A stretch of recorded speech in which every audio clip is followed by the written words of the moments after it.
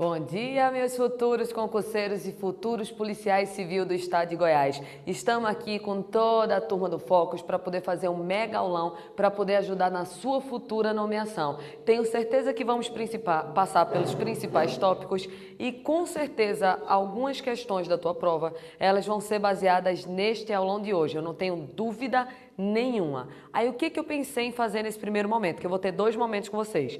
Eu vou ter esse momento agora de manhã, abrindo agora o aulão, fazendo uma revisão teórica, e de tarde eu volto para poder ficar 3 horas com vocês fazendo questões. Então nessa parte, já que eu vou ter 3 horas à tarde para poder fazer questões, eu não quis fazer questões para não ficar repetitivo. Então o que eu vou fazer? Vou dar uma passeada pelo direito administrativo para a gente ver vários tópicos que estão presentes no seu edital. Pensei em passear pelos conceitos de Estado, falar quais são os principais princípios, depois dar um conceito de organização administrativa e emendar com responsabilidade civil do Estado. Eu tenho essa mega missão para poder fazer em 1h30. Vamos ver se a gente consegue? Então vamos começar aqui dando um conceito de Estado, que é exatamente o primeiro tópico do seu edital. Vê só, no seu edital ele pediu o conceito de Estado e os elementos que são necessários para poder formar este Estado. Vamos por partes, que essa parte daqui é bem facinha e o que importa para a sua prova a gente vai ver aqui, ó. Quando ele pede no seu edital os elementos do Estado, o que são os elementos? Elemento, numa linguagem simples, é o mínimo que tem que se existir. Então, elementos é o mínimo que se tem que existir para poder formar um Estado. O que eu preciso ter no mínimo para poder formar um Estado? Diz daqui, ó.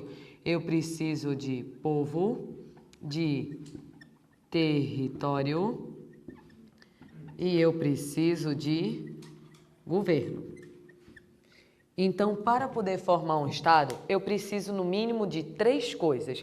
Eu preciso de um povo situado em um território e sujeito a um governo, que pode aparecer na sua prova, dizendo também que esse governo tem que ser um governo soberano. Então, se eu tenho povo situado em um território e sujeito a um governo, pronto, eu formei o Estado. Isso é o mínimo que eu tenho que ter para poder conseguir formar esse Estado. Então, de elementos, era isso que você precisava saber para a sua prova. A gente já estudou tudo que precisava. Só que quando eu formo esse Estado ele vai começar a desempenhar algumas funções.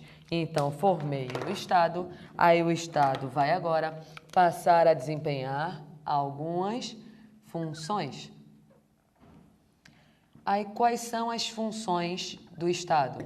Existem 3 funções. Existe a função legislativa, existe a função administrativa e existe a função judicial.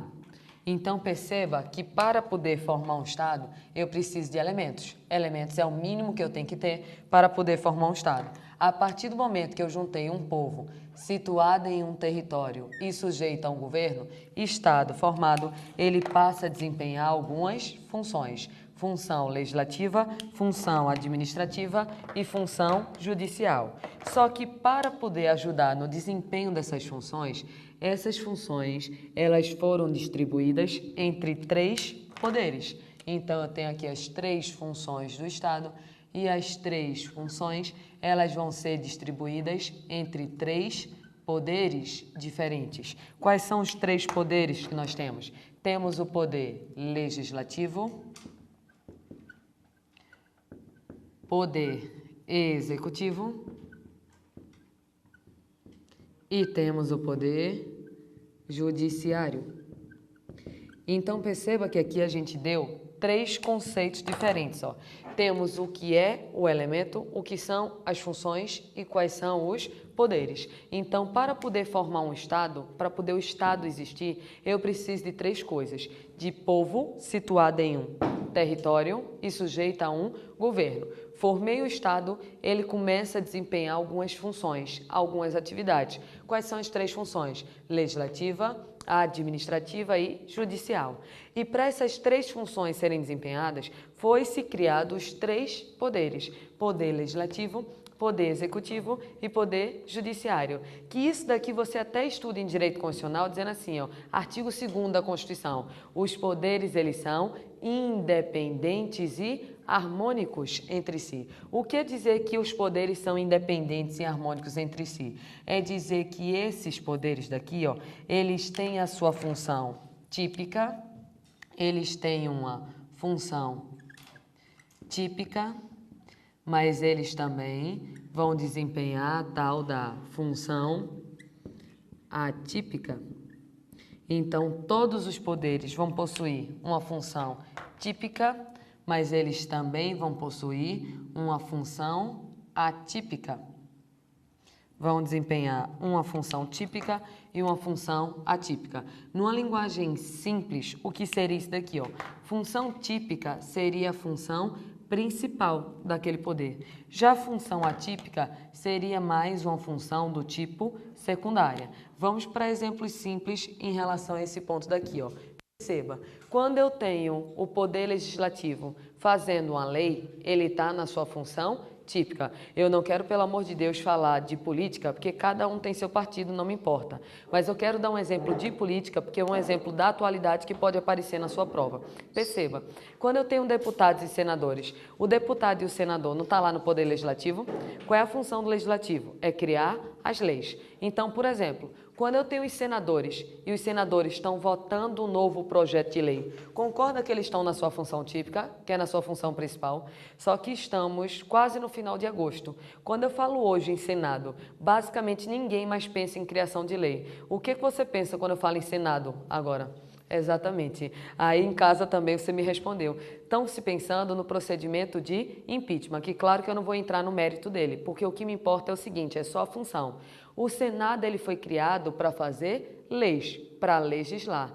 Só que daqui a algum tempo vai existir o julgamento de um suposto crime de responsabilidade, que é o procedimento de impeachment. Aquela é a função típica do legislativo, julgar crimes de responsabilidade? Não, é uma função que atípica. A função típica seria fazer as leis, mas de maneira atípica ele se mete no julgamento, que na verdade é uma função muito mais do judiciário. Então perceba que todos os poderes, eles têm função principal, mas também têm uma função secundária. Aí é muito comum cair em prova, principalmente da banca do CESP, que é a banca do seu concurso da Polícia Civil de Goiás. E aproveita que eu falei em Polícia Civil de Goiás, bota o cupom de desconto aqui para o pessoal. Tem cupom de desconto e o cupom, o nome é PCGO, Polícia Civil de Goiás, PCGO. Usa o cupom de desconto porque o foco está enlouquecido, tá dando desconto à torta e à direita, né não? Então, lá nesse concurso da Polícia Civil de Goiás, que a banca é a banca do CESP, ela já perguntou só esse ano em umas 2 ou 3 provas diferentes, perguntando o seguinte, ó, essa separação dos poderes, ela é absoluta? Não. Por que ela não é absoluta? Porque se ela fosse absoluta, só existiriam as funções o quê? Típicas. Só quem poderia legislar seria o legislativo, administrar seria o executivo e julgar seria o judiciário. E não é assim, porque tudo bem que eles têm uma função principal, mas é permitido pela harmonia entre os poderes um poder se meter um pouquinho na função do outro. Então, a separação dos poderes, ela não é absoluta. Pode aparecer na sua prova o nome separação dos poderes ou tripartição dos poderes. Por que tripartição? Porque eu estou dividindo entre 3 poderes diferentes. Então, só para já colocar como aqui a observação, essa separação dos poderes, ela não é absoluta. Porque se ela fosse absoluta, só existiriam as funções típicas e não as funções atípicas. Aí isso era uma primeira coisa que eu queria falar com vocês dentro dessa proposta de fazer uma revisão mais teórica. Só que aí depois que eu formei todo esse estado, ele tem funções, ele tem poderes, eu te pergunto o seguinte, para direito administrativo, qual dessas 3 funções é nosso objeto de estudo? É a função legislativa, é a função administrativa ou é a função judicial? Administrativa. Então, isso daqui é o objeto do estudo do direito administrativo, porque a função legislativa você estuda em constitucional, lá no processo legislativo. A função judiciária tu estuda um pouco em constitucional e muito em processo civil e em processo penal que vai ser interessante para o seu concurso. Em direito administrativo, nós estudamos aqui a função administrativa. Só que quando você estuda essa função administrativa, quando ela for exercida, quando essa função administrativa ela for ser exercida, você vai perceber que ela vai ter que ser exercida obedecendo a alguns princípios. Então, a função administrativa ela vai ser exercida obedecendo a alguns princípios. Aí eu sei que vocês todos já sabem, mas sempre cai em prova de concurso alguma questão, pelo menos uma questão, falando especificamente dos princípios do artigo 37 da Constituição Federal. Você não pode esquecer isso daqui. São os princípios constitucionais expressos, que eu tenho certeza que todos de vocês de casa já sabem que estes daqui são os princípios do LIMP, ou seja, a função administrativa tem que obedecer ao princípio da legalidade, ao princípio da impessoalidade, ao princípio da moralidade, ao princípio da publicidade e ao princípio da eficiência. Legalidade, impessoalidade, moralidade, publicidade e eficiência. Vou dar um conceito rápido e prático sobre isso, porque eu nem quero focar muito nesse assunto, porque eu sei que esse assunto já é um assunto que basicamente todo mundo já acompanha. Mas dentro de uma visão simples, pelo princípio da legalidade, o administrador ele deve respeito à lei. E a banca do CESP, especificamente, que é a banca do concurso da Polícia Civil de Goiás, está perguntando muito nas provas se essa lei é para ser entendida em sentido restrito ou em sentido amplo. Entenda que essa lei daqui, ela tem que ser entendida em sentido amplo. Como assim, professor? Vamos lá por parte. O administrador, ele deve respeito às leis ordinárias e às leis complementares, sim ou não? Claro que deve respeitar. Mas ele deve respeito só a elas? Não. Deve respeitar também a Constituição, sim ou não? Sim. Um decreto, um regimento, uma resolução, uma instrução. Ou seja, o administrador ele deve respeito a todas as normas. Ou seja, quando eu digo que princípio da legalidade é o dever de obediência à lei, é lei em sentido amplo. Ou seja, ele tem que respeitar todas as normas e todos os princípios. Então, aqui, pelo princípio da legalidade, o administrador deve respeito à lei, mas é lei em sentido amplo, porque o administrador ele tem que respeitar todas as normas e todos os princípios, desde a norma de mais alta hierarquia até a norma de mais baixa hierarquia. E algo que eu só vou perguntar verbal. Aí você, do presencial, me responde e você em casa pode responder também. Esse princípio da legalidade, ele vai significar a mesma coisa para o administrador e para o particular? Não, porque enquanto o particular pode fazer tudo o que a lei não proíba, o administrador só pode fazer o que a lei permite. Então, eu, particular, eu tenho autonomia, ou seja, liberdade, que eu posso fazer tudo o que não seja proibido por lei. Já o administrador, ele é subordinado, ou seja, é como se ele fosse empregado da lei. O administrador só vai poder agir se a lei permitir. De princípio da legalidade, era uma visão rápida que eu queria dar para vocês. Princípio que mais cai em prova é esse, é o princípio da impessoalidade. E essa impessoalidade tem que ser analisada de duas óticas diferentes.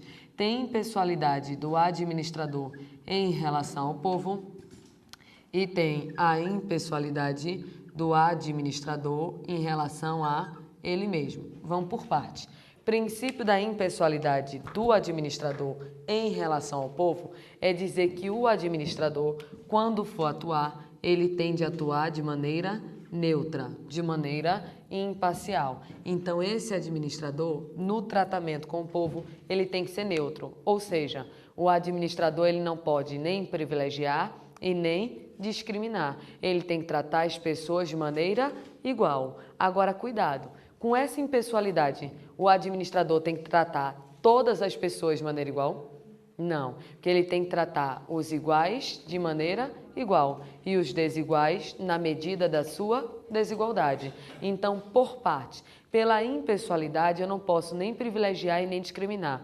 Um exemplo clássico disso é o que você está fazendo, que é o concurso público. Imagina que não existisse concurso público. Se não existisse no Brasil concurso público, você entraria provavelmente na Polícia Civil de Goiás? Muito provavelmente não, só entraria aquele povo que é importante, entendeu? Importante, né? Todo mundo, pronto. Então, você que não tem influência, né? Como eu não tenho, como eu acho que o pessoal daqui também não tem, não ia entrar na Polícia Civil de Goiás. Ia ter que botar um currículo na Renner, na Boticária, em outro canto, porque na Polícia Civil de Goiás não ia entrar. Mas a partir do momento que existe concurso no Brasil, estou garantindo a impessoalidade, sim ou não? Sim, porque com um concurso público vai acontecer o seguinte, eu sei que o Estado de Goiás não vai chamar quem ele quer, ele vai chamar os melhores classificados. Então, o concurso público está garantindo a impessoalidade, porque minha escolha vai ser neutra, minha escolha vai ser imparcial. Agora, as pessoas que têm algum tipo de deficiência, elas têm, querendo ou não, um certo benefício para esse concurso, sim ou não? Não tem vagas reservadas para o deficiente? Isso fere a impessoalidade ou isso respeita? Respeita, que eu trato os iguais de maneira igual e os desiguais na medida da sua desigualdade. Se é mais difícil para eles, então vamos dar um acesso mais fácil para eles. Isso é a tal da igualdade material. Então, exemplo clássico de impessoalidade é a existência de concurso no Brasil. Já a impessoalidade do administrador em relação a ele, que disso daqui eu vou puxar um outro assunto mais para frente, é dizer que esse administrador, ele não vai poder realizar nenhum tipo de promoção pessoal. Ele não vai poder realizar nenhum tipo de promoção pessoal. Como assim? Sabe aquela história que acontece em quase tudo que é cidade, dizendo assim, esse São João é um São João promovido pelo maravilhoso prefeito João, que é o único que faz um São João desse para você. Não acontece isso? É porque aqui tem pouco São João, né? Mas bote a festa que tem por aqui. Acontece muito, minha gente. Fica lá. Esse hospital só foi feito graças à prefeita Maria, que ela pensa no povo. Minha gente, peraí. O São João é de João, o hospital é de Maria?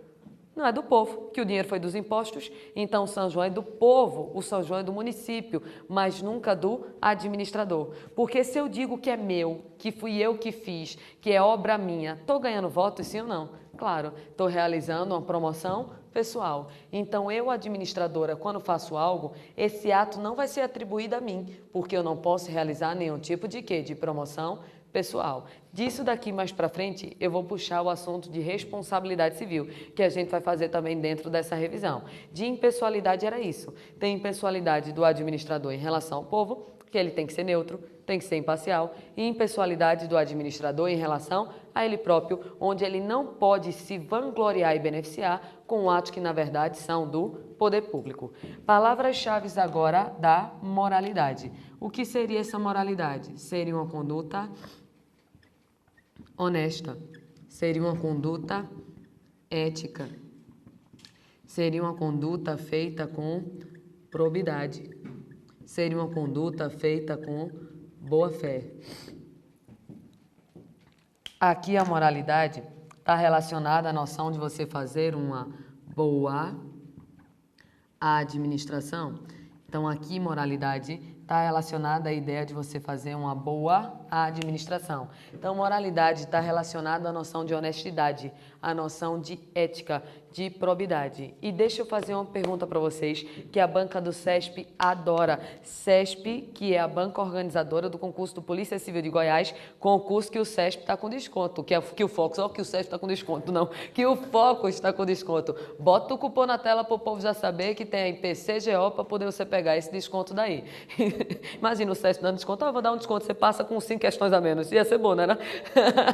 Ia ser maravilhoso. Então, a questão que a banca do CESP adora é a seguinte, ó. Uma conduta lícita, ela pode ser proibida para o administrador? Pode. Sabe por quê? Porque a banca do CESP já colocou em umas 3 provas diferentes assim.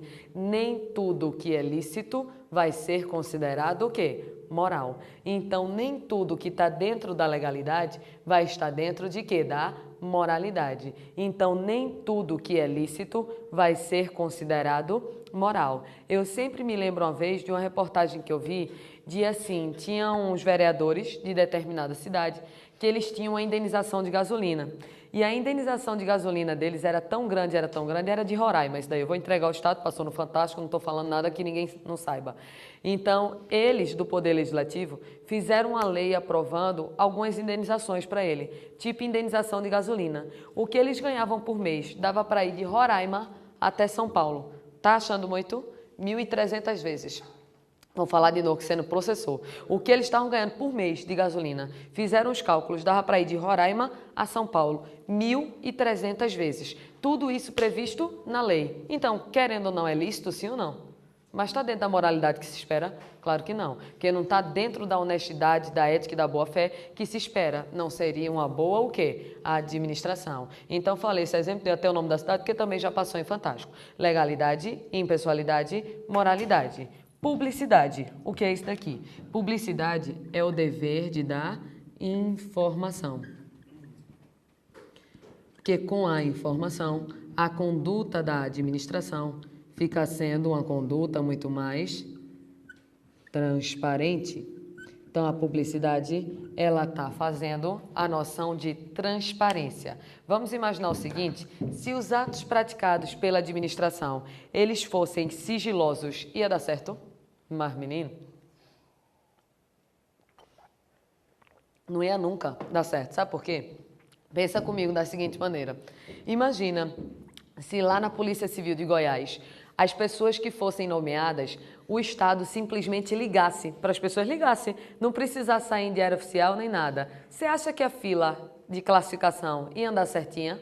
Nunca na vida. A fila só anda certinha porque está todo mundo aqui de olho. Eu tenho certeza que quando você tiver para ser nomeado, você todo dia vai lá no Diário Oficial para poder olhar se quem está sendo nomeado são as pessoas realmente que estão na sua frente. Porque se passa uma pessoa na sua frente, você vai deixar por isso mesmo? Você vai fazer o que com a pessoa? Matar? Não, por enquanto não, pelo menos. Você vai fazer o quê? Ingressar com mandado de segurança, porque você tem um direito líquido e certo que venha a ser observada a ordem de classificação. Isso daí, perceba, a sua nomeação, a sua, vai sair aonde? No Diário Oficial. E aquele Diário Oficial é para dar o quê? Publicidade. É para que eu tenha informação do ato que a administração está praticando. Com isso, a conduta administrativa fica sendo uma conduta muito mais transparente. Aí eu vou perguntar para vocês o seguinte raciocínio lógico. Caiu na banca do CESP dizendo assim, ó, que o princípio da publicidade facilita o controle dos atos praticados pela administração. Certo ou errado? Certo. O que é controlar? É isso aqui, ó, fiscalizar. Tanto que tem no seu edital o tema controle da administração pública. O que é o controle? Controle é a fiscalização. Pensa comigo, quanto mais publicidade eu der, mais difícil o controle ou mais fácil? Muito mais fácil, porque quanto mais transparente a administração for, muito mais fácil de eu exercer a fiscalização. Tanto é que se as nomeações não saíssem no Diário Oficial, simplesmente ligasse para a pessoa e não desse a publicidade, ia ser muito difícil de você fiscalizar se estão passando alguém na sua frente. Mas a partir do momento que as nomeações obrigatoriamente vão ter que ser publicadas aqui, ó, no Diário Oficial, você está de olho e isso facilita o controle dos atos administrativos. Isso é uma pergunta que cai muito, mas infelizmente a pergunta que ainda mais cai, infelizmente porque eu não aguento mais essa pergunta, é uma pergunta que ela diz assim, ó, todo ato deve ser público, certo ou errado? Errado, eu não aguento mais essa pergunta, mas ela continua caindo 500 mil vezes. Essa publicidade daqui, ó, ela é uma regra, mas ela não é uma regra absoluta, porque em algumas situações deve ser adotado o sigilo. Então, publicidade é uma regra, mas não é uma regra absoluta, porque em algumas situações deve ser adotado o sigilo. Só que é claro que o sigilo é a exceção. E quando é que esse sigilo ele pode ser adotado? Diz a Constituição o seguinte, ó, que o sigilo ele pode ser adotado para poder se garantir a segurança do Estado, segurança do Estado, para se garantir a segurança da sociedade e para se preservar a intimidade. Então aqui, ó, publicidade é uma regra, mas não é uma regra absoluta, que em algumas situações deve ser adotado sigilo. Essas situações são situações previstas no próprio artigo 5º da Constituição Federal, que ele diz que o sigilo vai ser necessário para garantir, por exemplo, a segurança do Estado, a segurança da sociedade ou quando envolver a intimidade daquelas pessoas. Exemplo clássico é na área que vocês vão trabalhar lá em Goiás, Polícia Civil. Na polícia, vários atos necessariamente vão ter que ser os quê? Sigilosos. Imagina que você tivesse que dar publicidade de tudo. Aí você, antes de ir lá na boca de fumo de seu Zé da Coca é o dono da boca, aí você teria que avisar ele, seu Zé, no próximo dia 15, eu vou lá no seu barraco para poder ver se eu acho droga, tá? Eu vou lá para ver se eu faço uma busca e apreensão. E você ia encontrar 1 grama de droga? Você não ia encontrar nada. Você ia encontrar Zé fugido, ou então com arapuca para poder te matar. Então é claro que aqueles atos eles têm que ser o quê? Sigilosos, porque senão não gera efeito nenhum. Então publicidade é uma regra, mas não é uma regra absoluta. E eu te pergunto o seguinte, ó, esses princípios daqui são princípios que a gente já colocou, que são princípios que estão na Constituição. Constituição, que é do ano de 1988. Só que eu te pergunto, em 88, quando a Constituição saiu do forno, já existiam esses 5 princípios? Não, porque teve um princípio que veio por último, que foi o princípio da eficiência. O princípio da eficiência não é um princípio fruto do poder constituinte originário. Como assim poder constituinte originário? É quando a Constituição sai do forno. O primeiro texto da Constituição que existiu é poder constituinte originário. Até publicidade é fruto desse poder constituinte originário. Só que a eficiência é fruto do poder constituinte derivado, que ela só veio 10 anos depois de ser inclusa pela Emenda Constitucional 19 do ano de 98. Só em 1998 é que o princípio da eficiência passou a ser um princípio constitucional expresso. E isso acontece em virtude do seguinte, ó. Vou dar um exemplo muito simples. Essa eficiência, ela busca atingir produtividade mais economicidade. Então, o princípio da eficiência busca conseguir isso daqui, ó, produtividade mais economicidade.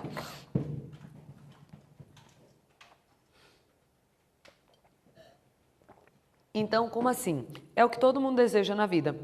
Esse princípio da eficiência, que é produzir mais, gastando menos. Eu quero conseguir produzir mais, gastando muito menos. É o que todo mundo deseja. E vamos entender o raciocínio lógico de por que ele veio por último. Se você aí em casa tiver assim, mais de 25 anos, vai entender bem o que eu estou falando, né? E quem está aqui no presencial também. Se você tem mais de 25 anos, um pouquinho mais, né? Aí a gente vai entender. Vocês lembram quando a professora no colégio passava trabalho? Meu nego, trabalho na minha época de colégio era trabalho, viu? Trabalho fazia jus ao nome. Trabalho significava que eu tinha que ficar na biblioteca do colégio, pegando aquela Barça, Tecla sabe, para quem não sabe o que é Barça. É uma enciclopédia gigantesca que tratava de tudo que é assunto. E eu não sei no colégio de vocês, no meu, a dona da biblioteca não deixava pegar na Barça. Ela mostrava e você só lia, era uma relação impessoal que você tinha com o livro. Aí você pesquisava na Barça, pegava uma folha de papel pautado para poder resumir com suas palavras o que você achou daquele tema. Era um trabalho dos infernos. E quando era cartolina, aquela desgraça, que você tinha aquelas letrinhas que sempre ficava troncha, botava uns negócios, se grudava toda, ficava cheio de purpurina. E a maquete, que quando batia o vento ela fazia creco e quebrava bem na porta do colégio. Era muito trabalho. Hoje em dia, o pirraio tem esse trabalho? Nunca na vida. Porque hoje em dia, ele chega em casa, vai no Google, bota o tema e no máximo ele copia e cola algumas coisas, pronto. Foi lá, tá pronto o trabalho. Então hoje, se consegue produzir mais, sim ou não? Gastando menos tempo e dinheiro, sim ou não? Sim. Mas é porque as pessoas de hoje, elas necessariamente são mais inteligentes que as pessoas de antes? Não, é porque o trabalho delas hoje está muito mais facilitado com a chegada da tecnologia. Concordam? Não necessariamente as pessoas de hoje são mais inteligentes, né, do que as de antes. Não estou entrando nesse mérito. O que eu estou dizendo é que o trabalho delas está mais facilitado com a chegada da tecnologia. E quando é que a tecnologia foi sendo implementada? Lá quase perto dos anos 2000 é que a gente foi começando a, de fato, usar essa tecnologia. Então, quando eu digo que o princípio da eficiência veio depois, é porque antes não existia essa tecnologia. Então, ele só surgiu quando a administração saiu de um modelo de administração burocrática e passou a adotar um modelo de administração chamado de administração gerencial, que é uma administração muito mais eficiente, onde se busca rapidez, qualidade, produtividade, presteza, se busca evitar desperdícios, mas tudo isso não é graças necessariamente ao servidor, mas à facilidade que ele está tendo em relação à chegada da tecnologia. Eu penso nisso aqui hoje, eu não sei se vocês pegaram essa época, que hoje tem vários sites voltados para você filtrar questões, né? Vou até dizer o nome do site, não estou ganhando nada, mas tem, por exemplo, questões de concurso, que eu acho que quase todo mundo conhece. Ele facilita muito a sua vida, mas quando eu comecei a dar aula não existiam sites que filtravam questões. Então, como é que eu fazia um curso de questões? Eu tinha que baixar prova por prova para achar onde é que estava administrativo, para ver se tinha uma questão do assunto que eu queria falar, para copiar e colar, para poder achar o gabarito, para poder montar e dizer, ei, uma questão. Era um trabalho de corno que vocês não têm noção não para fazer um curso de questões. Hoje, eu tenho esse trabalho todo? Não é que eu estou mais inteligente, não. É porque eu simplesmente filtro e o trabalho já está todo feito para mim. É só copiar e colar em uma leitura seletiva. Então, o princípio da eficiência ele veio depois, porque a tecnologia ela também veio depois. Então, ele é fruto do poder constituinte derivado. Já estes daqui, fruto do poder constituinte originário. O que a gente está fazendo? Passeando pelo direito administrativo. Já formamos o Estado, já dissemos as funções do Estado, os poderes do Estado, já sabemos que o direito administrativo se importa com a função administrativa e já sabemos que essa função administrativa tem que obedecer a alguns princípios. Só existem estes princípios, pessoal? Não, mas como é uma revisão só de 1h30, eu simplesmente foquei nos princípios que mais caem em prova. Depois disso daqui, eu vou sair e vou começar basicamente um outro assunto. Vou dar vários microassuntos em uma única aula, que eu vou falar da própria administração pública agora, onde nós temos de um lado a tal da administração direta e temos agora a tal da administração indireta. Administração direta, administração indireta. Quem é que forma a administração direta? Os entes políticos. Eu tenho aqui a União, os estados, o Distrito Federal e os municípios. E na indireta eu tenho autarquias, fundações públicas, empresas públicas e sociedades de economia mista. Sociedades de economia mista. Aqui estão as pessoas que pertencem à administração direta e indireta. Aí eu volto para cá. Esse artigo 37 da Constituição, ele diz que estes princípios daqui têm que ser obedecidos pela administração direta e pela administração indireta. Então, esse artigo 37, que a gente acabou de falar dos princípios, diz que estes princípios têm de ser obedecidos tanto pela administração direta quanto pela administração indireta. Aí deixa eu falar de uma questão de prova. Eu vou começar fazendo uma pergunta simples e depois eu chego de fato na questão.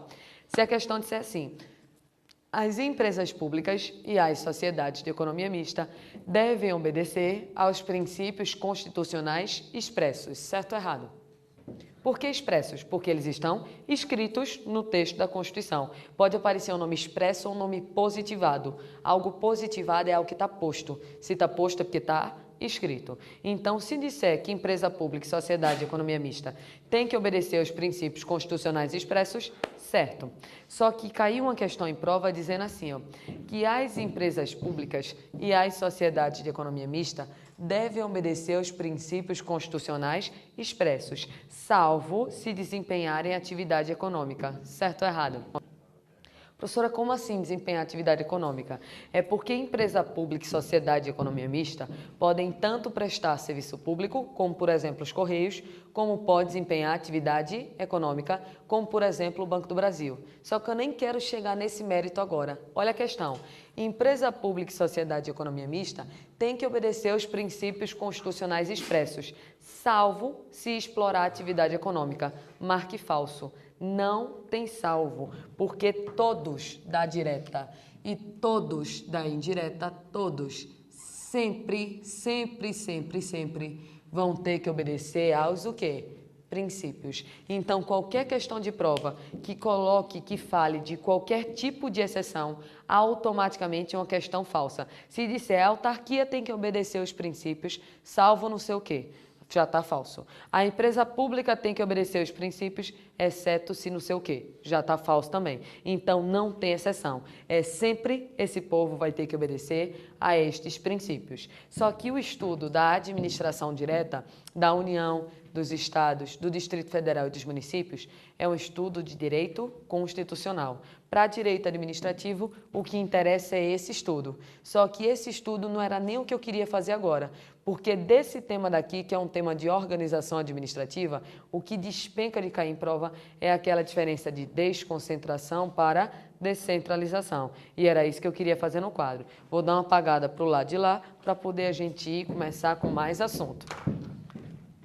Eu quero passear por o máximo de pontos que eu conseguir do seu edital.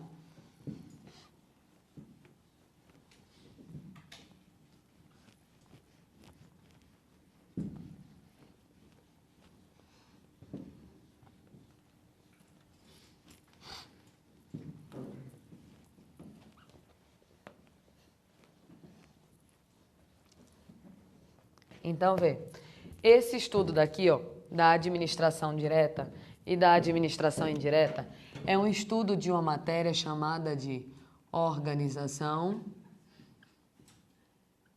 administrativa, que consta lá no edital do concurso da Polícia Civil de Goiás.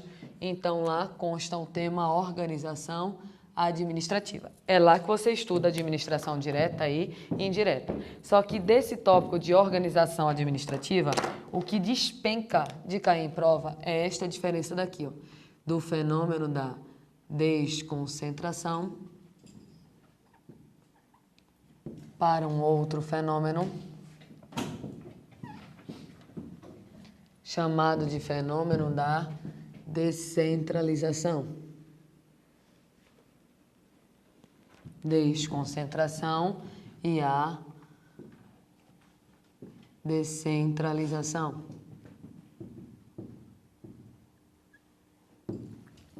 Veja bem, isso aqui está dentro de organização administrativa e foi pedido lá pelo seu edital. Na desconcentração, o esquema básico dentro da proposta de hoje é o seguinte, ó, eu vou ter uma única pessoa e essa pessoa vai repartir internamente as suas funções, criando aqui diversos órgãos. Então, aqui na desconcentração, eu tenho uma única pessoa, só que esta única pessoa sai repartindo internamente as suas funções, criando aqui diversos órgãos. Você vai perceber o seguinte, ó, só com esse desenho, esse fenômeno da desconcentração vai ser um fenômeno externo ou vai ser um fenômeno interno? Completamente interno. Tanto que se diz assim, ó, que a desconcentração é uma repartição interna de competência, ou seja, eu tenho alguns serviços e esses serviços são internamente distribuídos. Eu gosto de explicar por que o nome é órgão, que eu acho que fica muito visual para poder você entender o que eu estou falando. É mais ou menos assim, ó. Quem pensou nessa teoria daqui foi uma criatura que eu digo que é super normal, que era formado em direito e em também medicina. Aí a pessoa teve o seguinte raciocínio: eu, Ana Cláudia, por exemplo, sou uma pessoa. E dentro de mim existem diversos órgãos. O que os órgãos estão fazendo dentro do meu corpo? Distribuindo internamente as funções. Então é uma única pessoa que tem um coração, que tem um pulmão, que tem um rim, tem umas coisas a mais que eu não vou entrar em biologia porque eu vou errar, né? Então tem uma única pessoa e dentro da pessoa existem diversos órgãos. É uma repartição interna de funções. Só que quando eu penso numa pessoa jurídica, é claro que a pessoa jurídica não tem um coração, não tem um pulmão, não tem um rim, mas ela tem os setores. E os setores internos daquela pessoa é como se fossem os seus próprios órgãos. Vou dar um exemplo aqui com o Focus. O Focus é uma pessoa jurídica, sim ou não? É. Pertence à administração direta ou indireta? Não, não é uma autarquia, não é uma empresa pública, é uma empresa puramente do setor privado. Mas aqui no Focus nós temos o setor da recepção, temos o setor do online, o setor de material, o setor do financeiro, o setor, sei lá, da direção. Então, dentro do curso existem diversos setores. Por exemplo, o setor do financeiro do Focus é uma pessoa diferente do Focus ou faz parte? Faz parte, está dentro do Focus. Então, é como se fosse um quê? Órgão. Essa é a lógica da administração. Então, os setores que são subdivididos são simplesmente órgãos, servem para distribuir internamente as funções daquela pessoa. E é a pessoa que tem a tal da personalidade. O que é ter personalidade? É ter direitos e é ter deveres. Então, personalidade é ter direitos e é ter deveres. Já este órgão aqui, ó, aparece na sua prova dizendo que ele é um ente despersonalizado. Ente despersonalizado. Mesmo que você nunca tenha escutado esse nome aí na sua casa, pensa pelo nome. Despersonalizado é sem o quê? Personalidade, ou seja, sem direitos e sem deveres. Tanto é que aquilo que o órgão fizer é como se tivesse sido feito pela própria pessoa. Vamos lá por partes, vamos devagarzinho.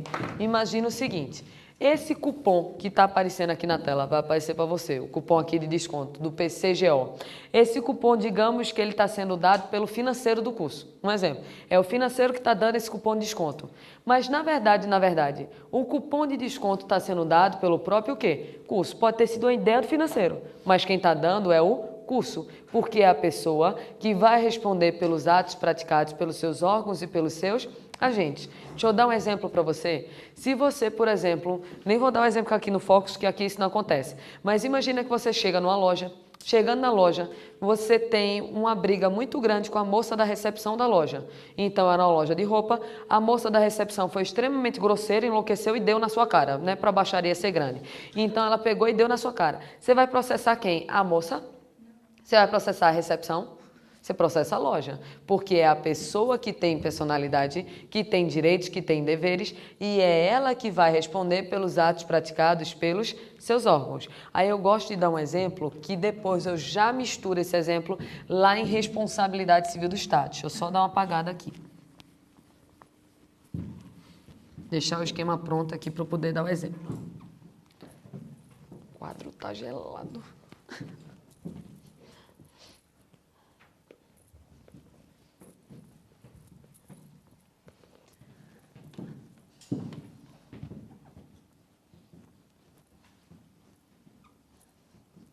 Deixa eu te fazer uma pergunta. Quando eu tenho União, Estados, Distrito Federal e municípios, essas entidades são órgãos ou são pessoas? Sabe como é um jeito fácil de você perceber? Não posso processá-los ou posso? Sempre faça essa pergunta que facilita a sua vida. Veja só. Você não pode processar o Estado do Paraná ou você pode? Pode. Se você pode processar o Estado do Paraná, é porque o Paraná tem capacidade processual. Se tem capacidade processual é porque tem direitos e tem deveres. Se tem direitos e deveres é porque ele tem o quê? Personalidade. Você não pode processar ou ser processado pelo município de Cascavel, de Recife, do Rio de Janeiro, ou pode? Pode, porque o município tem capacidade processual, então tem personalidade. Quando você pensar, posso processar esse lugar, é porque aquele lugar é uma pessoa. Eu acho que é o jeito mais fácil de você perceber se é órgão, se é pessoa. Então, aqui estão as pessoas que pertencem à administração que? Direta. Já quando eu falo aqui, por exemplo, em autarquias, fundações públicas, empresas públicas e sociedades de economia mista, vou dar um exemplo com a autarquia mais famosa que nós temos, que é o INSS. O INSS é uma autarquia. Você não pode processar o INSS ou você pode? Pode. Caixa Econômica é uma empresa pública. Nós não podemos ser processados pela Caixa ou podemos? Podemos. Então perceba, se você pode processar e pode ser processado, é porque aquele local é uma pessoa. Então, olha, a autarquia, a fundação pública, empresa pública e sociedade de economia mista, sendo repetitiva, são órgãos ou são pessoas? Pessoas. Aqui estão as pessoas que vêm a fazer parte da administração indireta. Então, eu tenho as pessoas da administração direta, eu tenho, só para ficar reto. Então, eu tenho as pessoas da administração direta e eu tenho as pessoas da administração indireta. Aí eu já vou deixar montado aqui o esquema, porque eu vou usar esse esquema daqui para poder explicar a responsabilidade civil do Estado. Gosto sempre de pensar assim, ó. Imagina que tem aqui determinado estado. Qual estado, professora? Qualquer um, sei lá, estado do Paraná, estado do Rio Grande do Sul, estado de São Paulo, estado de Pernambuco, estado da Bahia, qualquer estado. Eu tenho aqui um estado. Esse estado daqui, eu vou ser bem repetitiva, não é uma pessoa ou é uma pessoa? É uma pessoa. Os estados são uma pessoa. Aí, dentro do Estado, existem os 3 poderes, que a gente já estudou na aula de hoje. Todo Estado tem um poder legislativo, tem um poder executivo, tem um poder judiciário. Todo Estado vai ter as 3 funções. Só que eu vou dar o exemplo com a função executiva. Então, dentro do Estado, vai existir a governadoria do Estado. Existe a governadoria daquele Estado. Esta governadoria, sendo repetitiva, vai ser uma pessoa diferente deste Estado ou faz parte dele? Faz parte. É uma mera distribuição interna de funções do Estado. Então, se está dentro do Estado da governadoria, isso daqui seria agora um quê? Órgão. Então, aqui eu tenho um órgão. Vocês concordam que, por exemplo, a União não tem governadoria, tem a Presidência da República. E a presidência vai ser auxiliada por vários o quê? Ministérios, né? Já na governadoria, nós temos ministérios. Por exemplo, aqui no estado do Paraná tem Ministério da Saúde? Não, temos as o quê? Secretarias. Então, no plano estadual e municipal, temos várias secretarias para poder auxiliar essa governadoria. É mais ou menos assim, ó. Imagina que para ajudar a governadoria, foi feita aqui uma secretaria na área de segurança pública. Já que eu estou falando de futuros policiais. Então, vou dar aqui o exemplo da Secretaria de Segurança Pública. Lá em Recife é Secretaria de Defesa Social, mas em boa parte dos estados é SSP, né? Secretaria de Segurança Pública. Essa secretaria, sendo repetitiva, é uma pessoa diferente do estado ou faz parte? Faz parte. Então, seria aqui mais um órgão. E essa secretaria, que cuida da parte da segurança pública, vai estar fiscalizando várias delegacias. E vocês vão trabalhar nelas. Vai estar fiscalizando as várias delegacias. Então, por exemplo, eu tenho uma delegacia de entorpecente desse estado. Essa delegacia de entorpecente não é uma pessoa diferente do estado. Ela simplesmente faz parte. Então, seria mais um quê? Órgão. E dentro lá da delegacia, tem as pessoas trabalhando. Aí vamos imaginar aqui um policial. Aqui eu tenho um policial. Aqui está a arma do policial. Então aqui eu teria o agente. Aqui eu teria o Agente. Então, perceba o seguinte, eu tenho a pessoa, tenho os órgãos e tenho os agentes. Esse agente daqui não é necessariamente agente polícia, tá? Quando eu falo agente é servidor. É uma pessoa que está agindo em nome do Estado. Quando eu tenho, por exemplo, um analista de um tribunal, é um agente, sim ou não? É. Então, esse agente aqui foi no sentido amplo. E se você perceber, você consegue imaginar aqui uma gigantesca pirâmide. Lá no ápice da pirâmide sempre está a pessoa jurídica. E dentro dela vão existir diversos órgãos e dentro dos órgãos diversas pessoas. Porque eu só coloquei o agente aqui. Mas concorda que tem gente que está trabalhando aqui, tem gente que está trabalhando aqui, tem gente que está trabalhando aqui e aqui. Então tem gente trabalhando em todos os órgãos ligados a essa pessoa. Só que aí eu te pergunto o seguinte. Imagina que este policial... Menina, a temperatura está caindo valendo, não está não? Né? Não estão sentindo não, né? Só eu estou morrendo. Hã? Bem-vindo ao Sul. É porque quem está em casa, se você está no quentinho em casa, eu estou com inveja de você tão grande nesse momento. Porque eu sei que meus dedos já estão começando a congelar aqui, mas vai dar tudo certo, não é isso? Eu tenho fé que eu não congelo. O ar-condicionado, Deus me livre ligar. Ah, no quente eu quero, não é isso? No quente eu quero. Ah, ar-condicionado, é porque na minha terra, ar-condicionado no quente, eu acho que se ligar no quente ele explode, né? Mas tá tudo certo. É, pelo amor de Deus, né? Eu já estava aqui com os dedos doendo nessa sala. Mas vai dar tudo certo. Não esquenta muito não, senão o pessoal daqui vai morrer, que vocês não estão acostumados. É. Bem frio, né? Eu estou sentindo que minha morte vai ser por aqui, morrer de congelamento. Mas vamos continuar. Desculpa, desfoquei, é só porque eu estava já aqui, já me espremendo para poder dar aula. Mas aí, perceba, imagina que esse policial daqui, eu tenho este policial, por pura imprudência dele, ele pegou determinada arma, matou uma pessoa que era completamente inocente. Então ele estava em uma perseguição, atrás de um bandido, viu um rapaz aqui, ó, sentado quietinho, olhando um celular, quieto. Ele não teve dúvida, pegou a arma, achou que era o bandido e, pô, deu um tiro. Só que aquela pessoa era inocente, completamente inocente. Ele matou um inocente por erro. A família da pessoa que morreu pode processar, sim ou não? Vai processar quem? O policial? A delegacia? A secretaria?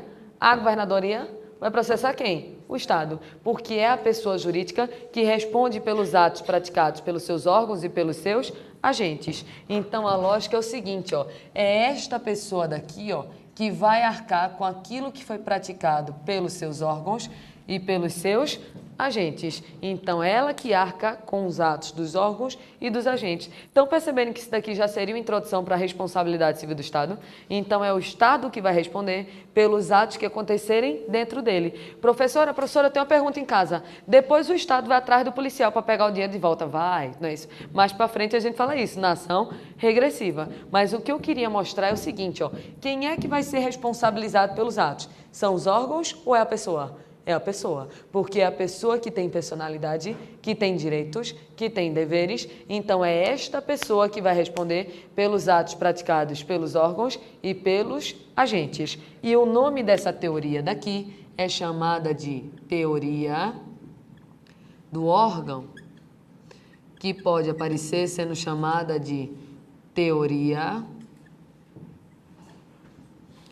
da imputação volitiva. Teoria da imputação volitiva. Então, por essa teoria do órgão, por essa teoria da imputação volitiva, ela só está querendo dizer o seguinte, ó, que vai ser a pessoa que vai responder pelos atos praticados pelos seus órgãos e pelos seus agentes. A banca do CESP ama esse assunto, ama, mas ama de paixão. Olha como já caiu em prova. Acho que até a gente vai responder essa questão um pouco mais tarde. É mais ou menos assim, ó.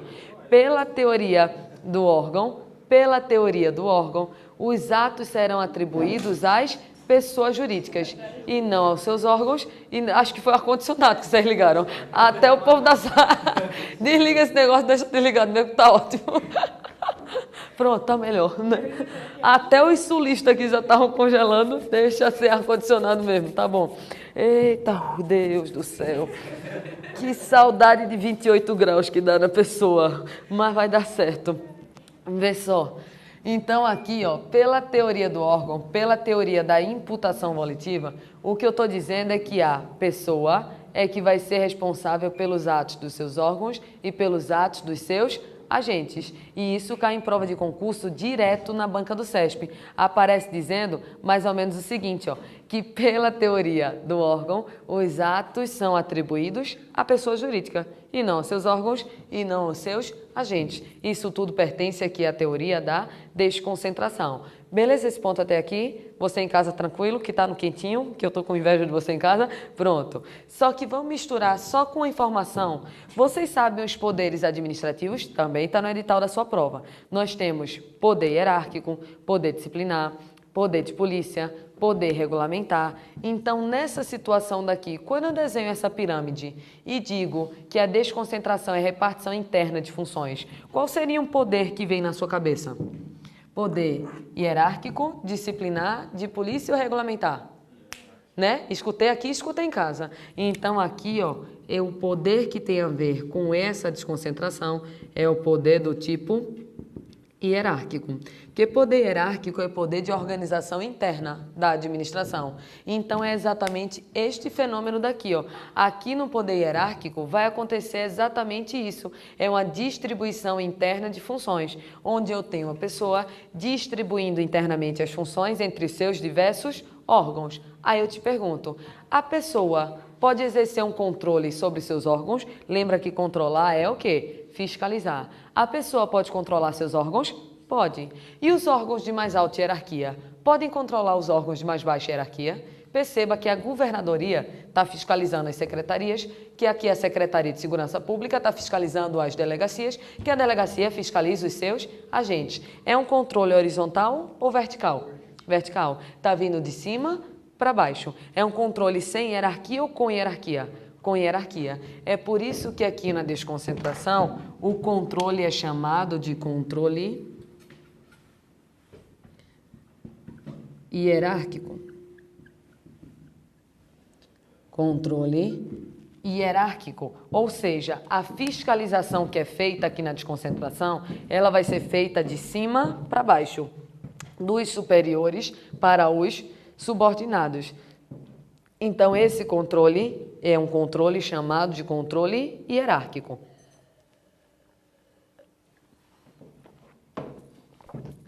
Isso daí é no fenômeno da desconcentração. Vamos embora, professor. Se a aula não tivesse decorada, eu não estava conseguindo raciocinar, não. É, porque eu no frio eu não raciocino, eu só tô aqui sentindo congelamento, mas vai dar certo. Aí, desconcentração foi esse fenômeno. Deixa eu desenhar o esquema aqui da descentralização. Como é o esquema dele? Na descentralização, eu vou ter aqui uma pessoa passando uma atividade para uma outra pessoa. Só pelo desenho, sem eu dizer absolutamente nada. Esse fenômeno aqui da descentralização é um fenômeno interno ou é um fenômeno externo? Externo. É uma repartição externa de competências, ou seja, uma repartição externa de funções. Desconcentração é para dentro, descentralização vai ser para fora. Aí deixa eu aproveitar esse desenho daqui. Perceba, uma autarquia, ela é criada mediante o que, pessoal? Lei. A autarquia é criada mediante lei. Então, para criar uma autarquia, eu preciso de uma lei. E quem é que faz a lei para criar a autarquia? O poder legislativo. Só que esse poder legislativo, concorda que existe poder legislativo federal, estadual, distrital ou o quê? Municipal. Ou seja, pode o município fazer uma lei criando uma autarquia? Pode. Aí vai ser uma autarquia o quê? Municipal. Caiu uma prova, só não lembro qual foi a banca, mas foi coisa de um mês atrás, dizendo assim que não poderão existir autarquias municipais. Certo ou errado? Errado. Um município tem poder legislativo, faz a lei e cria as suas próprias autarquias. Como pode o Distrito Federal fazer a lei? Como pode os estados vir a fazer a lei? E pode também a União fazer a lei, que vai ser o meu exemplo, porque eu vou dar exemplo com o INSS, que é a autarquia mais famosa, e o INSS é uma autarquia o quê? Federal. O que aconteceu aí? Veio a União fez uma lei e criou uma autarquia previdenciária que seria o INSS. Concorda que a União é uma pessoa, a autarquia é outra pessoa. O serviço de previdência foi repassado de uma pessoa para outra pessoa. Então, esse fenômeno de repasse de serviço foi um fenômeno interno ou externo? Externo. O que está existindo é uma o quê? Descentralização. E se união é uma pessoa e autarquia é outra, existe hierarquia entre essas pessoas? Não, porque entre pessoas diferentes não existe hierarquia. Mas tu concorda comigo que existe uma ligação da União com o INSS? Uma ligação existe, até porque como se a União fosse a mãe no caso do INSS, porque fez a lei para criar o INSS. A União é chamada, nesse exemplo, de ente instituidor. Quem é o ente instituidor? É quem institui, quem fez, quem criou, quem repassou o serviço.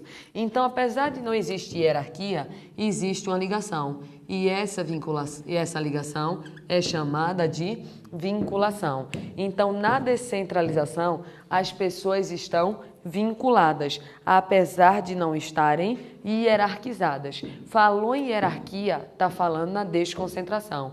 Falou em vinculação, está falando na descentralização. Já teve uma questão da banca do CESP, bem bonita, e ela dizia mais ou menos assim, ó, que na descentralização, as pessoas, apesar de não estarem hierarquizadas, estão vinculadas. Certo ou errado? Certo. Fica uma questão perfeita, porque não existe hierarquia entre pessoas diferentes. Só vai existir uma vinculação. Só que aí eu quero te perguntar o seguinte. A União pode exercer um controle em relação ao INSS, sim ou não? Sim. Mas esse controle vai ser chamado de controle hierárquico? Não tem jeito de ser chamado de controle hierárquico, porque não existe hierarquia entre pessoas diferentes. Aí eu vou aproveitar para botar um outro princípio. Essa pessoa que recebe a descentralização, a pessoa que recebeu a atividade, vai ter que respeitar este princípio daqui, ó, que é o chamado princípio da especialidade, ou pode aparecer sendo chamado de princípio da especialização. Princípio da especialidade ou princípio da especialização. Vamos pensar no seguinte, qual seria uma diferença muito grande em relação à competência da União e à competência do INSS? Qual seria uma diferença grande? Vamos pensar aqui está a União, aqui está o INSS. Em relação à competência, sabe qual é a diferença muito grande em relação a esses dois institutos? É o seguinte, ó, a União tem uma competência muito mais genérica. A União tem várias competências a realizar, que é aquela parte da Constituição que vocês estudam, que adoram, que diz assim, ó, é competência da União, não sei o que, não sei o que, não sei o que, é competência do Estado. Aí, para lascar tudo, ele faz, é competência concorrente. Não tem essa parte que vocês adoram? Pronto, não é uma delícia essa parte. Então, nesse ponto daí, vocês estudam as competências. Agora eu te pergunto, o INSS tem uma competência mais genérica ou mais específica? Completamente específica. Não é que o INSS vai desempenhar qualquer atividade, ele vai desempenhar atividade previdenciária, porque ele tem que respeitar o princípio da especialidade, o princípio da especialização. Quer dizer o seguinte, ó, é dizer que essa pessoa, ela não recebe um cheque em branco, ou seja, não é que quando existe a descentralização, ela vai poder desempenhar qualquer atividade, ela vai ter que desempenhar um fim específico, o fim para o qual recebeu a descentralização. Aí ela tem que respeitar o princípio da especialidade, o princípio da especialização. Então eu te pergunto novamente, a União pode exercer um controle sim em relação às suas autarquias. Só que esse controle vai ser hierárquico? Não, que não existe hierarquia. Vai ser um controle para ver se o fim para o qual existiu a descentralização está sendo respeitado. É por isso que o nome desse controle é chamado de controle finalístico. Por que o nome é controle finalístico? Que é um controle para ver se o fim daquela descentralização está sendo respeitado.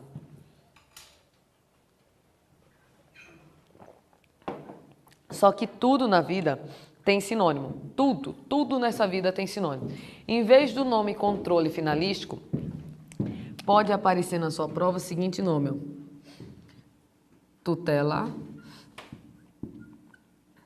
Tutela é sinônimo de controle. Tutelar é fiscalizar. Tutelar é analisar, é verificar aquilo que está acontecendo. Então, aqui eu tenho a tutela. Aí, olha como fica fácil agora. No controle hierárquico, então controle é tutela. Mas no controle hierárquico, controle não é interno. Aí vai ser chamado de quê, pessoal? Autotutela. Então, aqui pode aparecer o nome controle hierárquico ou pode aparecer o nome autotutela. Aí, em bancas de concurso, CESP também, adoram perguntar sobre o tal do princípio da autotutela. O que é o princípio da autotutela? Nada mais é do que a possibilidade de se fazer um controle do tipo o quê? Interno, ou seja, a pessoa controlando seus órgãos e seus agentes. Já aqui falou só em tutela, é um controle do tipo finalístico. E ainda tem mais sinônimo. Pode aparecer o nome controle finalístico, tutela ou o nome supervisão ministerial. Ou o nome supervisão ministerial. É tudo sinônimo de controle finalístico aqui. Pode aparecer o nome controle finalístico, pode aparecer o nome tutela ou o nome supervisão ministerial. Já na desconcentração, pode aparecer o nome controle hierárquico ou o nome autotutela. Beleza esse ponto até aqui? Vou dar uma dica bem babaca, sabe? Só para poder você não esquecer. Porque às vezes na hora da prova, você fica nervoso, principalmente em banca do CESP. Você não pode ter um relógio. Fica aquele negócio num quadro com os horários, né? Aí fica aquele fiscal dos infernos que às vezes esquece de tirar a hora. Aí quando você vê só falta meia hora, você ainda tem um gabarito todinho para pintar. Então você está muito tenso no dia da prova. Aí às vezes tu olha para a questão de prova e pensa, eita meu Deus, era desconcentração ou descentralização mesmo? Aí meio que dá um branco na tua cabeça. Aí às vezes se tu lembra de uma dica, tu acerta tudo. Se tu lembrar onde estão os órgãos, fica fácil de você lembrar o resto.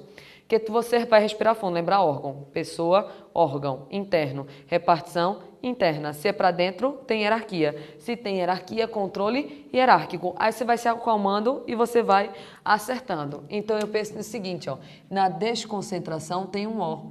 Então é aqui que criam os órgãos. É aqui que estão os órgãos.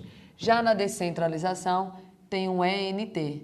É aqui que estão os entes. E, professor, o que é entes? Entes é sinônimo de pessoas. Professor, isso é direito? Não, na minha terra chamamos isso de munganga, né? Munganga é simplesmente uma decoreba para poder facilitar a sua memorização. Mas é melhor o mungangueiro rico do que o intelectual liso, eu sempre digo isso. Então faz essas babaquices, mas acerta na hora da tua prova. Então de desconcentração e descentralização era isso. Até aqui, beleza? Vou completar só uma coisa nessa parte daqui, ó. Em questões de prova, você de vez em quando escuta os seguintes nomes: a administração centralizada e a administração descentralizada. Você não escuta isso? Aí, às vezes, por uma besteira dessa, tu perde uma questão que tu diz, meu Deus, qual era mesmo? Quem é a centralizada? Quem é a descentralizada? Vamos pensar o seguinte, ó. Temos aqui a administração direta e a administração indireta. Qual é o principal aqui? É a indireta ou a direta? De onde é que sai tudo? Direta. Então, a administração direta é chamada de administração centralizada. Essa administração daqui é a administração centralizada. Já a administração indireta, logicamente, vai ser uma administração o quê? Descentralizada. Ai, quase que não cabe. Então, quando você escutar falar em administração centralizada, está se falando na administração do tipo direta. Já quando se falar em administração do tipo descentralizada, está se falando na administração do tipo indireta. Então, o que a gente já viu até agora? Já formou o Estado, viu as funções, viu os poderes, falou dos princípios constitucionais expressos, viu quem é a administração direta, ou seja, centralizada, a administração indireta, ou seja, descentralizada, e ingressou aqui na desconcentração e na descentralização. Aí vamos devagarzinho, vou pegar este exemplo para a gente conseguir misturar ainda dentro da aula de hoje um conceitozinho de responsabilidade civil do Estado. Posso dar uma apagada nessa parte daqui? Beleza. Tô com medo até de tomar água e a água virar um cubo de gelo.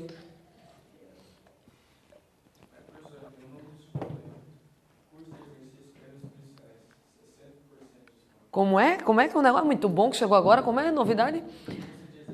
Curso de exercícios, carreiras policiais, 60% de desconto, é? Minha gente, é muito desconto. Compra nem que seja para estocar. Tá aqui o cupom, não tá? O cupom é o quê? PCGO? É esse? Caveira 60, não é isso? Caveira 60. Então, é o curso de exercícios, carreiras policiais e o cupom é Caveira 60. Eu você comprava nem que fosse para estocar esse negócio. Professor, eu tô tão sem tempo, ainda tô fazendo curso de teoria. Estoca, menino, tá com 60% de desconto, né? É feito roupa, né, meninas? Quando a gente vê roupa, tá precisando, não, mas tá em desconto. Você compra e estoca. Um dia você usa, então é a mesma coisa. Vou dar uma apagada aqui para poder a gente falar. Tá tão bonitinho que chega a dar pena de apagar. Ai. Alguém aqui já morreu congelado? Vocês souberam de uma história dessa? Será que eu vou ser a primeira pessoa? Alguns cachorros já, bichinho. Mata não?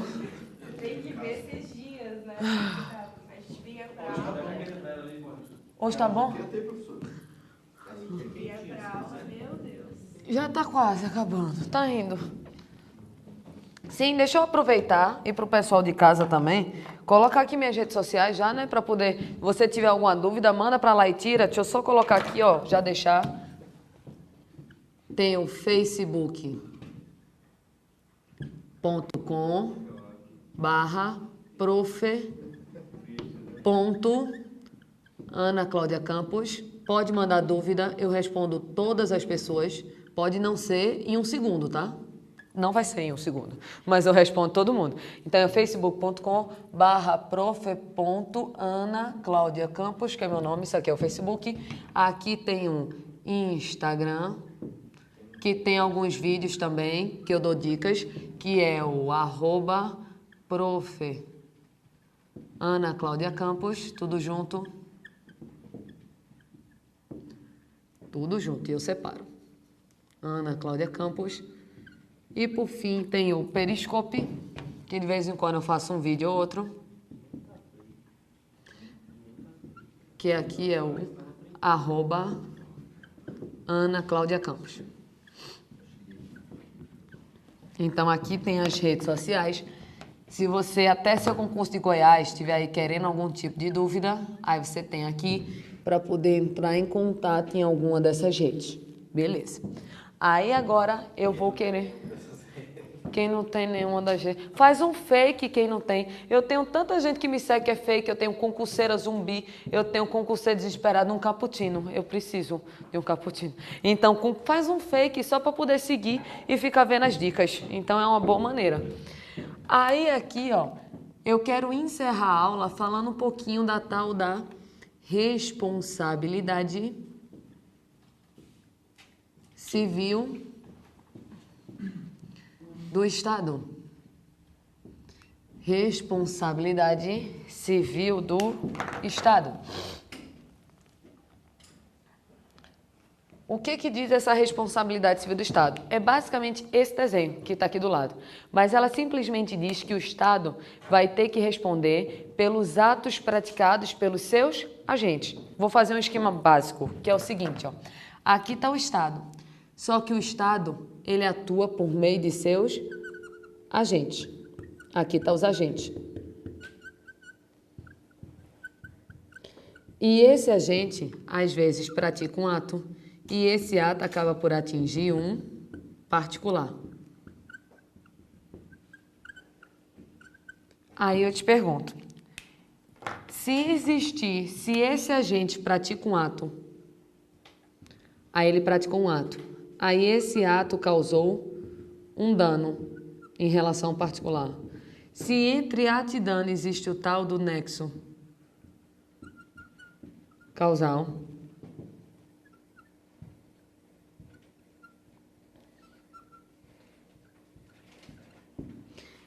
quem já está olhando desenho dizendo, professora, já eu chego, tá certo? Só para perguntar um negócio. Imagina que esse agente, por exemplo, o policial, ele deu um tiro e atingiu o particular. O particular morreu não, mas ficou debilitado. O particular pode processar, sim ou não? Vai processar quem? O policial ou vai processar o Estado? Vai processar o Estado. porque é o Estado que responde pelos atos praticados pelos seus agentes. Sabe por que isso? Em virtude de uma coisa que a gente já estudou na aula de hoje. Quando o agente está praticando um ato, na verdade quem está fazendo é ele ou é o Estado? Estado. Até por um dos princípios do LIMP. Qual é o princípio do LIMP que a gente viu? Obrigada, amor. Eu posso jogar em cima de mim para esquentar?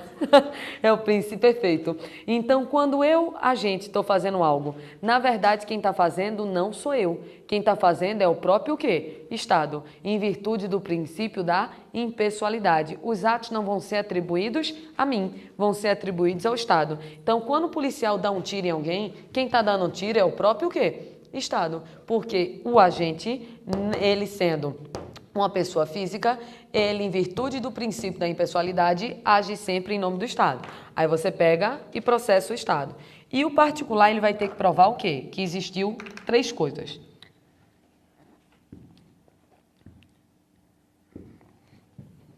Um particular, quando for processar o Estado, ele vai provar que existiu um ato, que ele, particular, sofreu um dano e que entre ato e dano existe nexo causal. O que é um nexo causal? É dizer que aquele dano é fruto daquele ato.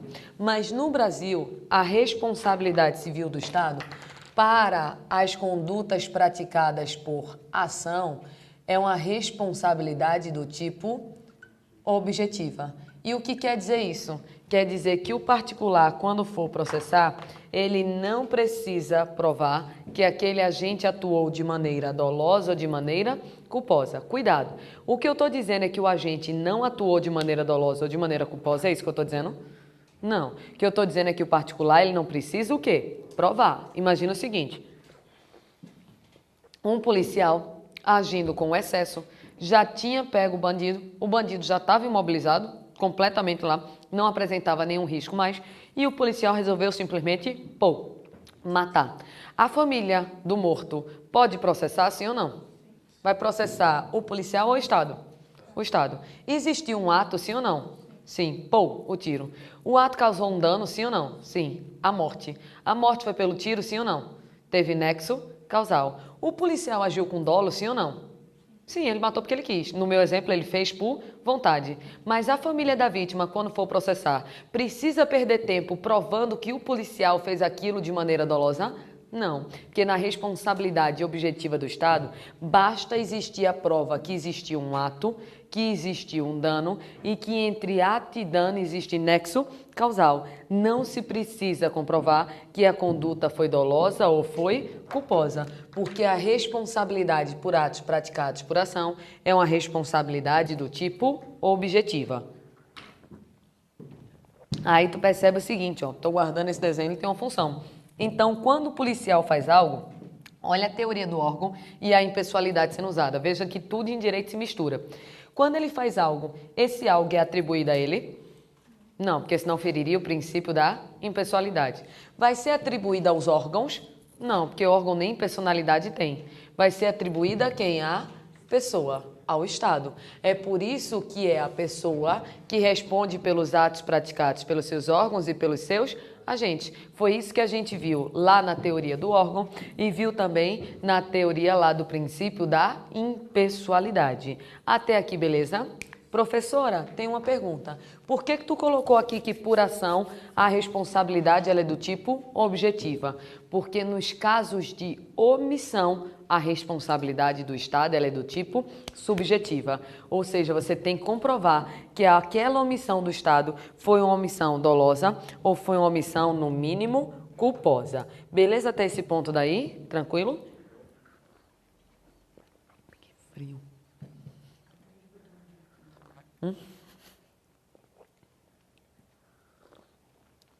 Estou pensando como é que tá a rua. A rua é que deve estar bom o negócio. Então, deixa eu fazer o seguinte agora com você. O que a gente falou hoje? Respira fundo que vai ser a revisão de tudo que a gente viu. Começamos a aula de hoje formando o Estado. O que eu preciso para formar o Estado?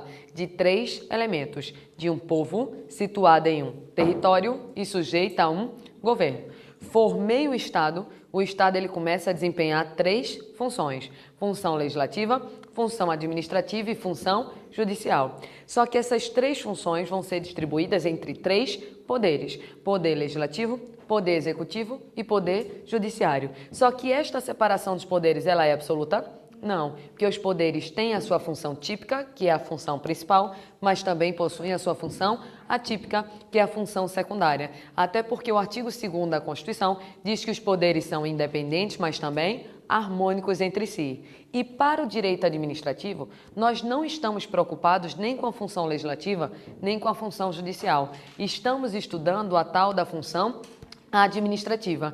Função administrativa essa que, quando for ser exercida, tem que obedecer alguns princípios. Por exemplo, os princípios constitucionais expressos que constam no artigo 37 da Constituição Federal do ano de 1998, que forma a sigla do LIMP: legalidade, impessoalidade, moralidade, publicidade e eficiência.